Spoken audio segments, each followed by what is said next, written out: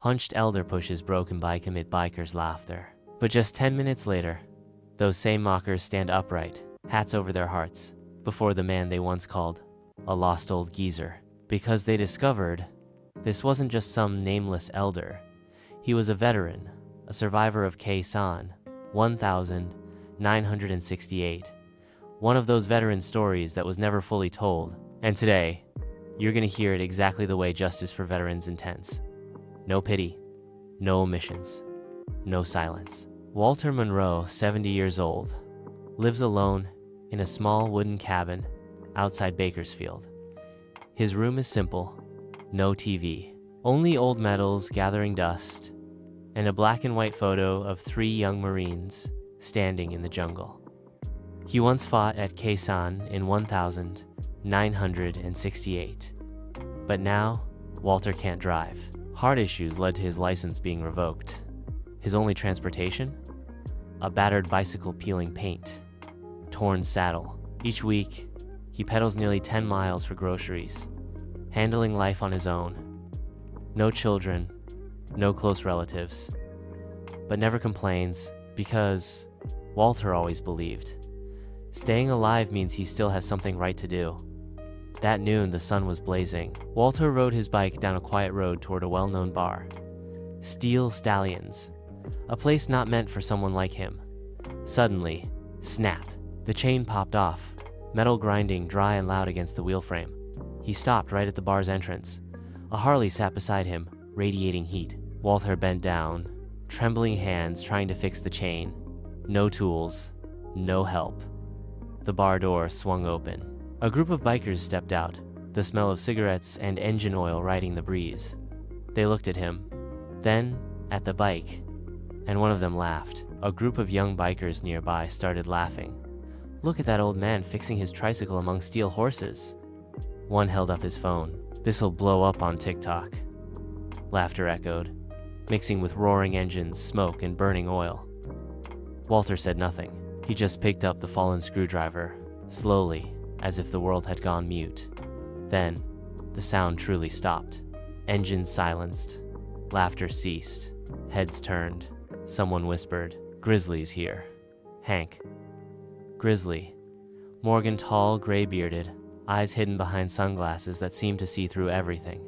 He stepped out from the bar. No rush, but every step added weight to the air. No one dared speak. No one dared laugh. Grizzly looked around, then stopped before Walter. No questions, no commands. He simply bent down and lifted the rusted bike like it was something familiar. Turning to the crowd, he said, "What are you laughing at? Those bikes out there break down too. Nobody films you fixing them." Silence. Then Grizzly nodded toward Walter. "Where are you headed? I'll take you." Walter replied, "Fort Hill, Cemetery." Grizzly turned without another word. Inside the bar, the rock music faded, replaced by the sound of tools clanking. Grizzly placed the bike in the middle of the old wooden floor. He clapped once firmly. "Grab the tools. We've got work to do." A minute later, the bikers moved into action.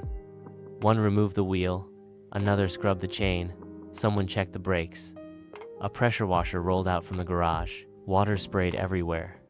Years of oil and grime washed away. Walter sat quietly in the corner, watching. He said nothing, just watched, as if trying to understand what was happening. Grizzly returned, placing a cold soda in his hand. "You're not pedaling today. Let us handle it." While checking the rear frame, a young biker paused. In his hand, an old necklace found in a small side pouch, rusted, faded, but the engraving remained clear. W. Monroe, USMC, 3RDBN, 5 Marans, Khe-Sanh 1968. The biker froze. Grizzly stepped over, took the dog tag, stared at it for a long time, then looked up. "Khe-Sanh?" No one spoke. No more jokes. The air thickened, as if time itself had paused. Someone asked quietly, "You were there?" Walter gave a slow nod, and in that moment, every gaze in the bar shifted from mockery to absolute respect. Walter looked at the dog tag in Grizzly's hand, then exhaled slowly. We got ambushed before dawn. Bullets rained like hell, the earth shaking beneath us. His eyes stared far away, voice steady. I took a hit in the leg. Thought I'd never make it out. But Eddie dragged me nearly 2 clicks through gunfire. A biker asked softly, "Eddie, who was he?" "The one who never left that battlefield." Walter paused. "Every year, I come back on this day to tell him I'm still alive." The room fell silent.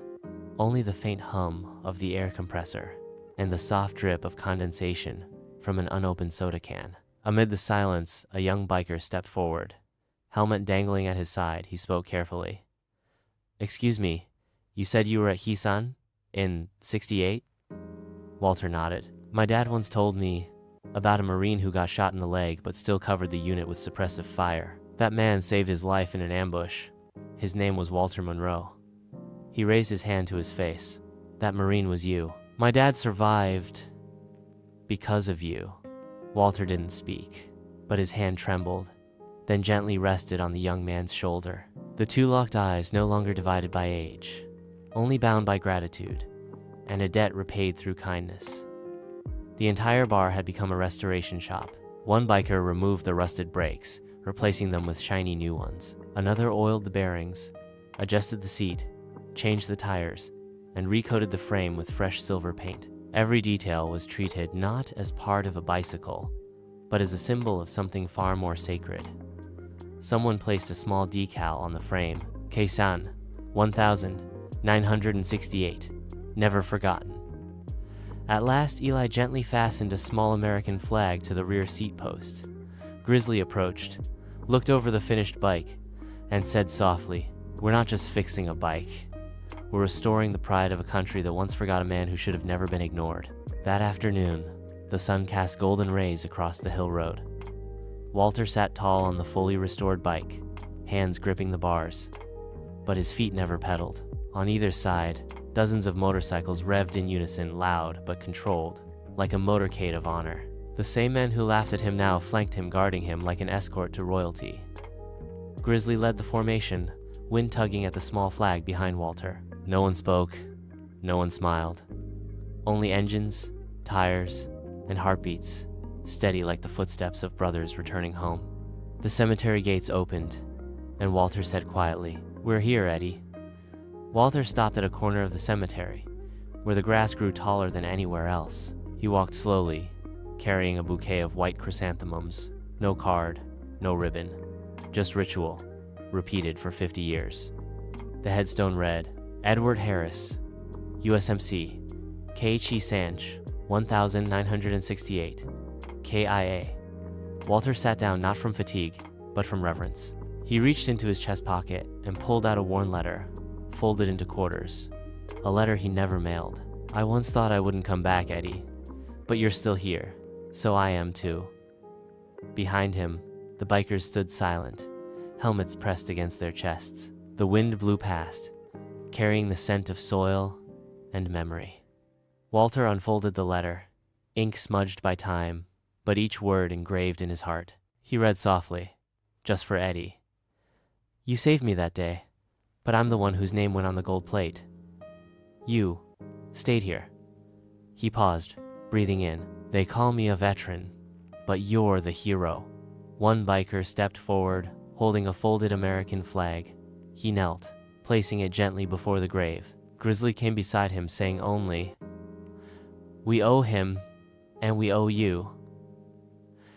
No national anthem, no bugle, but in every man's heart, a silent music played for the fallen. The next day, a new sign hung outside the Steel Stallions bar. Black background, bold white letters, "Veterans always welcome." Grizzly screwed in each bolt himself, refusing help. Eli stood beside him, polishing the now pristine bicycle, ready to return it to Walter as a gift of honor. Inside, the men who once mocked Walter sat quietly, staring at the little flag still mounted behind the seat. One of them said, "I used to think he was nobody." Another replied, "He's everything America should remember." And then, like a vow needing no signature, those men began telling the story in the way Walter never had. Walter never asked for help. He didn't share his story for pity. He just lived and quietly remembered. But that day, what he received wasn't just a repaired bicycle. It was recognition, not just for himself, but for all who returned in silence and were forgotten in the land they protected.